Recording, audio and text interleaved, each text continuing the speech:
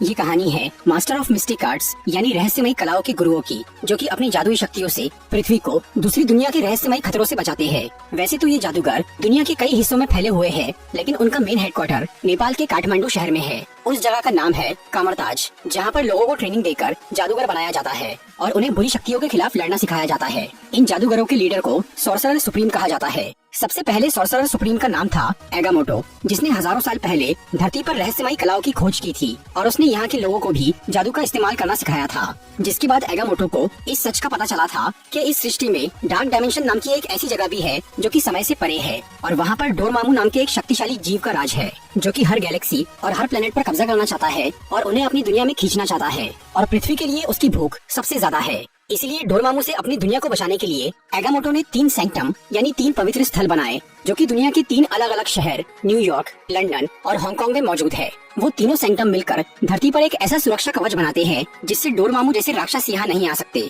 बाद में एगामोटो ने नेपाल के काठमांडू शहर में कामरताज नाम की जगह बनाई और वहाँ उसने लोगों को ट्रेन करना शुरू किया। इसके साथ ही उसने कामरताज को उन तीनों सैंक्टम से जोड़ दिया ताकि अगर वहाँ कोई मुसीबत आए तो कामरताज में तुरंत उसका पता चल जाए। फिर एगामोटो के मरने के बाद और भी कई लोग सॉर्सरर सुप्रीम बने और उन्होंने आम इंसानों को जादूगर बनाया, जो कि उन तीनों सैंक्टम की रक्षा कर रहे हैं। आगे जाकर कामरताज एक मैजिक स्कूल के साथ साथ ऐसी जगह भी बन गई जहाँ जादू और ज्ञान के जरिए लोगों की शारीरिक और मानसिक परेशानियों का इलाज किया जाने लगा। और इलाज के बाद हर किसी को एक चुनाव करने बोला जाता कि या तो वो जादूगर बनकर इस दुनिया की रक्षा करे या फिर अपनी आम जिंदगी में वापस लौट जाए। इस तरह से कई साल से ये सिलसिला चल रहा है। वैसे तो सदियों से कई लोग सॉर्सरर सुप्रीम बने, लेकिन 14वीं सदी में एक ऐसी औरत सॉर्सरर सुप्रीम बनी जो कि बहुत ही होशियार और अलग थी। उस औरत का असली नाम तो किसी को नहीं मालूम, उसे बस एंशिएंट वन के नाम से जाना जाता है। एंशिएंट वन ने डार्क डायमेंशन से पृथ्वी को बचाने के लिए डार्क डायमेंशन की ताकत का ही इस्तेमाल किया। वो ऐसे जादुई मंत्र पढ़ती थी जिससे उसे डोरमामू की अंधेरी दुनिया की शक्ति मिलती थी। वो शक्ति इस दुनिया के जादू के मुकाबले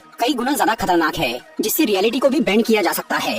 एंशिएंट वन ने उस शक्ति का इस्तेमाल करके कई बुरे लोगों को हराया था। इसके अलावा उसने उस शक्ति से अपनी उम्र को भी बढ़ने से रोक दिया था, जिससे वो एक तरह से अमर बन गई थी। पर एंशिएंट वन ने दूसरे जादूगरों को ये नहीं बताया था कि वो डार्क डायमेंशन से शक्ति लेती है और उसने सबको उस दुनिया से दूर रहने के लिए ही कहा था, क्योंकि वो ये जानती थी कि बाकी लोग उस शक्ति को पाकर बहक सकते हैं और उसका गलत इस्तेमाल कर सकते हैं। इस तरह से एंशिएंट वन कई 100 साल से डार्क डायमेंशन से शक्ति लेकर जिंदा रही और उसने सॉर्सरर सुप्रीम बनकर धरती को बचाया। फिर 1996 में काइसिलियस नाम का एक आदमी कामरताज आया। काइसिलियस एक ऐसा आदमी था जिसकी बीवी और बच्चे अचानक बीमारी से मर गए थे। इससे वो गहरे सदमे में चला गया था और अपने इस गम को भुलाने के लिए वो कामरताज पहुंचा, जहां एंशिएंट वन ने उसे ज्ञान दिया और जादू का इस्तेमाल सिखाया। फिर काइसिलियस ने 20 साल तक काफी ट्रेनिंग की और वो एक बहुत अच्छा जादूगर बन गया। लेकिन इसके बावजूद भी वो अपने परिवार को नहीं भुला पाया था। उसे हमेशा ये लगता था कि दुनिया में सबसे बुरी चीज है मौत, जो कि लोगों को उनके अपनों से जुदा कर देती है। इसीलिए वो चाहता था कि या तो उसका परिवार किसी तरह वापस जिंदा हो जाए या फिर वो मौत पर जीत हासिल कर ले, ताकि दुनिया में किसी को भी वो दुख न सहना पड़े। और अपने इस मकसद को पूरा करने के लिए वो कामरताज में रुका हुआ था। फिर वहाँ रहते रहते काइसिलियस का ध्यान एंशिएंट वन की उम्र पे गया, जो कि कई सालों से वैसी की वैसी थी, और उसे ये शक होने लगा कि एंशिएंट वन के पास कोई ऐसी शक्ति है जिससे वो अमर बन गई है। इसलिए उसने एंशिएंट वन से इस बारे में जानना चाहा, पर उन्होंने काइसिलियस को अपना राज नहीं बताया। और तब काइसिलियस ने उस सच का पता लगाने के लिए कामरताज की खास किताबें पढ़ना शुरू की। तभी उसे कैग्लियोस्ट्रो की किताब मिली, जिसमें डार्क डायमेंशन से शक्ति लेने की और डोरमामू से मिलने की रस्म लिखी हुई थी। पर काइसिलियस इतना शक्तिशाली जादूगर नहीं था कि वो उस रस्म को खुद अकेला पूरा कर पाता। इस काम के लिए उसे और भी जादूगरों की जरूरत थी। इसलिए उसने कामरताज के दूसरे जादूगरों को एंशिएंट वन के खिलाफ भड़काना शुरू किया और उन्हें अपने साथ मिला लिया। और फिर एक दिन काइसिलियस और उसके सभी साथी कामरताज की लाइब्रेरी में गए और उन्होंने वहाँ के लाइब्रेरियन को मार डाला। इसके बाद काइसिलियस ने वहाँ से कैग्लियोस्ट्रो की किताब उठाकर उसमें से वो पन्ने निकाल लिए जिसमें डार्क डायमेंशन के बारे में लिखा हुआ था। लेकिन तभी वहाँ पर एंशिएंट वन आ जाती है और वो उन्हें चोरी करने से मना करती है। फिर काइसिलियस और उसके साथी वहाँ से भागने की कोशिश करते हैं और तब एंशिएंट वन उनसे लड़कर वो पन्ने छीनने की कोशिश करती है, पर आखिर में वो लोग वहाँ से भागने में कामयाब हो जाते हैं। इसके बाद काइसिलियस और उसके साथी उन पन्नों में लिखे हुए मंत्र और उस रस्मों को समझने की कोशिश में लग जाते हैं।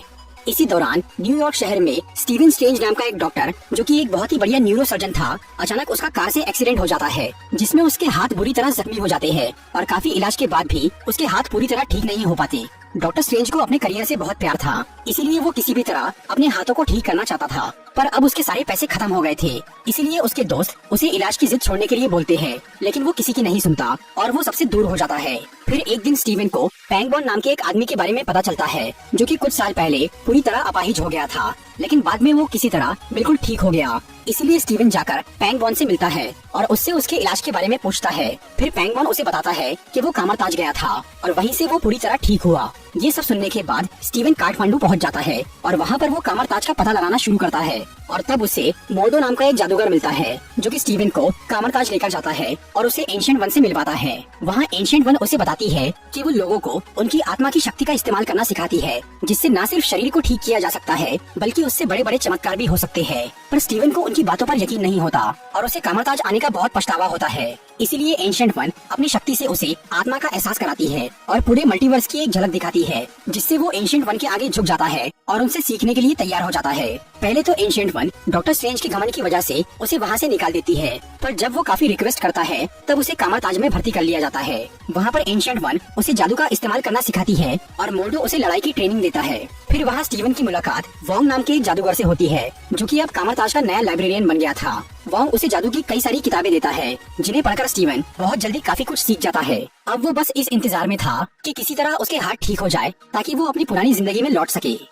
दूसरी तरफ काइसिलियस और उसके साथी कैग्लियोस्ट्रो की किताब के चुराए हुए उन पन्नों से उसकी एक रस्म को समझ लेते हैं, जिसे पूरा करके वो अंधेरी दुनिया से शक्ति हासिल करने में कामयाब हो जाते हैं। इससे उनकी उम्र बढ़ना रुक जाती है। फिर कुछ टाइम बाद वो उन पन्नों में लिखी एक और रस्म को पूरा करते हैं, जिससे उनकी ताकत और बढ़ जाती है और अब काइसिलियस के पास रियलिटी को बैंड करने की पावर आ जाती है। इसके अलावा काइसिलियस की मुलाकात डोरमामू से भी होती है जो कि उसे ये बहकाता है कि अगर उसे धरती पर आने दिया जाए तो वो सभी इंसानों को अमर बना देगा, और यही काइसिलियस चाहता था। इसीलिए वो डोरमामू को धरती पर लाने के लिए अपने साथियों के साथ उन तीनों सेंटम को बर्बाद करने की तैयारी करता है।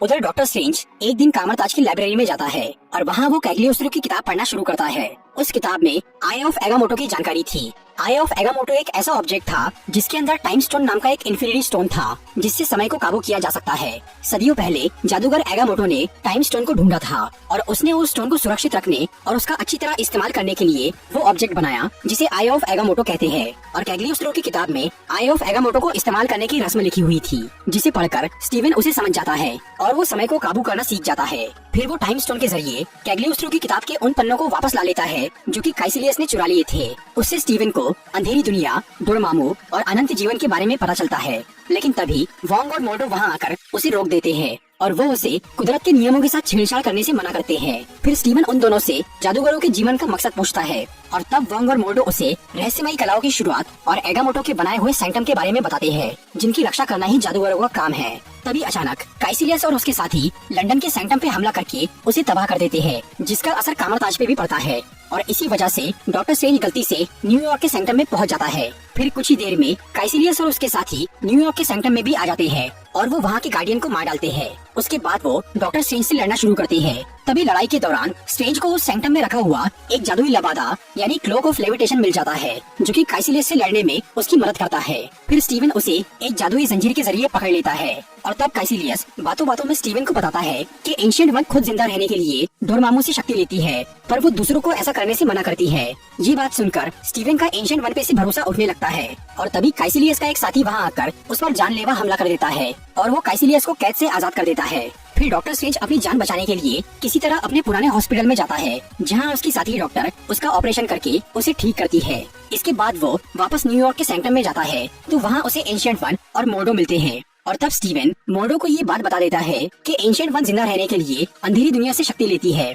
पर मोर्डो को इस पर यकीन नहीं होता और ये सब देखकर एंशिएंट वन वहाँ से चली जाती है। तभी काइसिलियस और उसके साथी फिर से उस सैंक्टम पे हमला करते हैं और तब डॉक्टर स्ट्रेंज उस सैंक्टम को बचाने के लिए खुद के साथ उन सभी लोगों को मिरर डायमेंशन में लेकर चला जाता है ताकि इससे असली दुनिया सुरक्षित रहे। फिर वहाँ पर काइसिलियस और उसके साथी मोर्डो और स्ट्रेंज को मारने के पीछे बढ़ जाते हैं और तब एंशिएंट वन उन्हें बचाने के लिए मिरर डायमेंशन में आती है और वो काइसिलियस से लड़ने के लिए अंधेरी दुनिया की ताकत का इस्तेमाल करती है, जिससे मोर्डो को भी उस बात पर यकीन हो जाता है और वो भी एंशिएंट वन से नाराज हो जाता है। फिर काइसिलियस एंशिएंट वन पे धोखे से हमला करता है और वो उन्हें असली दुनिया में फेंक देता है, जिससे वो बुरी तरह जख्मी हो जाती है। इसीलिए स्टीवन उन्हें हॉस्पिटल लेकर जाता है, लेकिन वहाँ पर एंशिएंट वन की मौत हो जाती है। पर मरने से पहले वो अपनी आत्मा के जरिए स्टीवन को बोलती है कि वो एक बहुत अच्छा जादूगर है और वो ही इस दुनिया को डोरमामू से बचा सकता है, पर इस काम के लिए उसे भी कुदरत के नियमों को तोड़ना होगा। फिर बाद में स्टीवन मोर्डो को भी ये समझाने की कोशिश करता है, पर उसे एंशिएंट वन की वो बात गलत लग रही थी। फिर स्टीवन किसी तरह मोडो को राजी करके उसे हांगकांग लेकर जाता है ताकि वो वहाँ के सैंक्टम को बचा सके। उधर वोंग भी हांगकांग के सैंक्टम में पहुँच गया था और वो वहाँ के जादूगरों के साथ मिलकर लड़ाई की तैयारी कर रहा था। फिर काइसिलियस वहाँ आ जाता है और वो जंग शुरू कर देता है। फिर जब स्टीवन और मोडो वहाँ पहुँचते हैं तब तक काइसिलियस और उसके साथियों ने वोंग और सभी जादूगरों को मार दिया था और उन्होंने उस सैंक्टम को भी तबाह कर दिया था। और क्योंकि अब लंदन और हांगकांग के सैंक्टम तबाह हो गए थे और न्यूयॉर्क का सैंक्टम भी कमजोर हो चुका था, इसलिए धरती पर से वो सुरक्षा कवच हट जाता है और डोरमामू अपनी अंधेरी दुनिया के साथ यहाँ आ जाता है और वो पृथ्वी को निगलना शुरू करता है। इस सब को रोकने के लिए डॉक्टर स्ट्रेंज आई ऑफ एगामोटो का इस्तेमाल करके टाइम को रिवर्स कर देता है, जिससे सभी मरे हुए लोग वापस जिंदा होने लगते हैं और वो सैंक्टम भी ठीक होने लगता है। लेकिन तभी काइसिलियस उस मंत्र को बीच में ही तोड़ देता है, जिससे धरती का समय रुक जाता है। फिर वो स्टीवन पर हमला करने के लिए आगे बढ़ता है, पर तभी स्टीवन को एक आइडिया आता है और वो डार्क डायमेंशन के अंदर चला जाता है। उस जगह पर समय का कोई अस्तित्व नहीं था, लेकिन स्टीवन के पास टाइम स्टोन होने की वजह से अब वहाँ पर भी समय आ जाता है। फिर स्टीवन वहाँ पर एक टाइम लूप बनाता है जिसे वो अपनी मौत से जोड़ देता है और फिर वो डोरमामू के पास जाता है और उसे धरती छोड़ने के लिए बोलता है, लेकिन डोरमामू उसे मार डालता है और तब डॉक्टर स्ट्रेंज अपने टाइम लूप की वजह से दोबारा जिंदा हो जाता है और वो फिर से डोरमामू के पास जाता है जो कि उसे फिर से मार डालता है,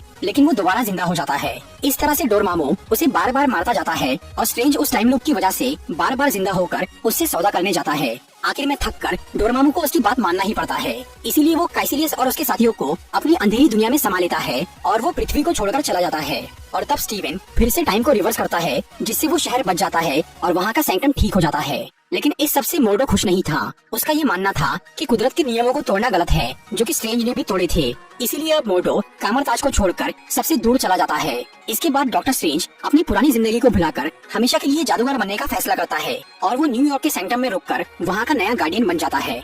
मूवी के मिड क्रेडिट सीन में कुछ महीने बाद का टाइम दिखाया जाता है, जहाँ थॉर न्यूयॉर्क के सैंक्टम में आकर डॉक्टर स्ट्रेंज से मिलता है। थॉर असल में ओडिन को ढूंढने के लिए लोकी के साथ धरती पर आया था और इस काम में डॉक्टर स्ट्रेंज उसकी मदद करता है। मूवी के पोस्ट क्रेडिट सीन में हमें मोडो नजर आता है, जो कि पैंगबॉन के पास जाकर उसके शरीर से उसकी जादुई शक्ति निकाल लेता है, जिससे पैंगबॉन फिर से अपाहिज हो जाता है। मोडो ने ऐसा इसीलिए किया क्योंकि उसे लग रहा था कि जादूगर अपनी शक्तियों का गलत इस्तेमाल कर रहे हैं, इसलिए उसने दुनिया के सभी जादूगरों की शक्ति छीनने का सोच लिया था। तो दोस्तों, ये थी डॉक्टर स्ट्रेंज मूवी की एक्सप्लेनेशन वीडियो। अगर आपको ये वीडियो अच्छी लगी हो तो इसे लाइक और शेयर जरूर करिए और ऐसी इंटरेस्टिंग वीडियोस देखने के लिए सब्सक्राइब कीजिए हमारा चैनल और इस बेल को दबाइए ताकि आपको हमारी वीडियोस सही टाइम पर मिल सके।